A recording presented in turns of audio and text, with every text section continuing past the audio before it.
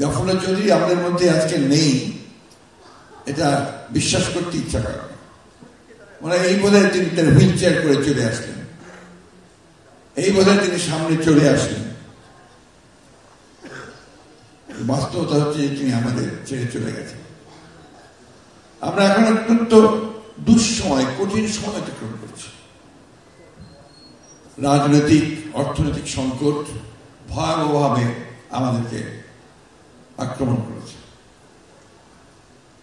এর থেকে বেরিয়ে আসার জন্য আমরা হাত পা ছুটছি।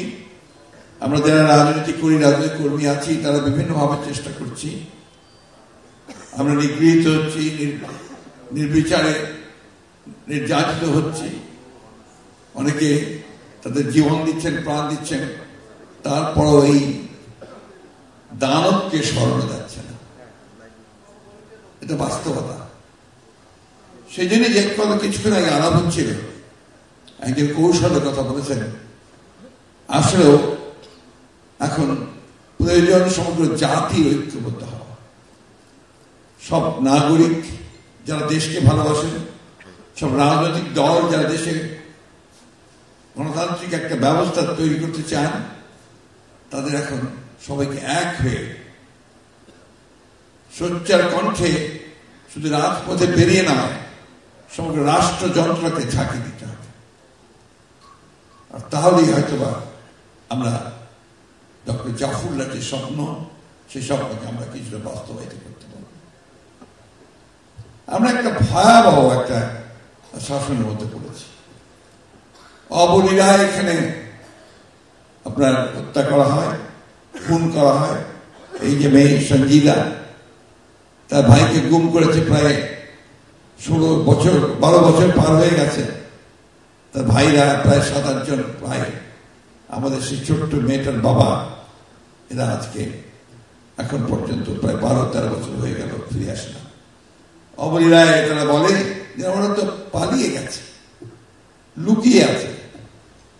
যখন এই মেয়ে সঞ্জিদা যখন এই কথা শোনে, তখন তার মনের অবস্থা, রাষ্ট্রের উপরে তার যে আস্থা, সে কোথায় গিয়ে দাঁড়াবে। শুধু বক্তব্যের সুযোগ খুব কম।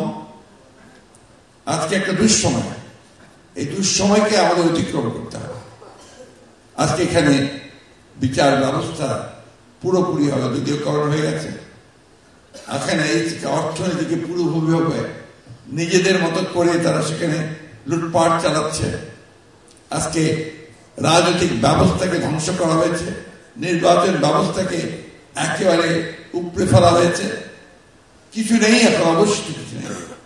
ওই ৭১ কথা আমরা বলি, সেই ৭১ মুক্তিযুদ্ধ চেতনার কথা আমরা বলি, কিন্তু সেই চেতনার লেশ মাত্র অবশিষ্ট নেই। যার জন্য জাফরুল্লাহ চৌধুরী সাহেবরা লড়াই করেছিলেন, সেই মুক্তিযুদ্ধের চেতনাকে যে এবার ফিরিয়ে আনতে হয়। বাংলাদেশকে যদি সত্যিকার অর্থেই একটা গণতান্ত্রিক রাষ্ট্রে আমরা পরিণত করতে পারি, তাহলে আমাদেরকে এখন অবশ্যই সবাইকে নতুন করে চিন্তা করে, নতুন ভাবে আবার বলিয়ান হয়ে, জাফরুল্লাহ ভাই অনুপ্রেরণায় বলিয়ান হয়ে আমাদেরকে বেরিয়ে আসতে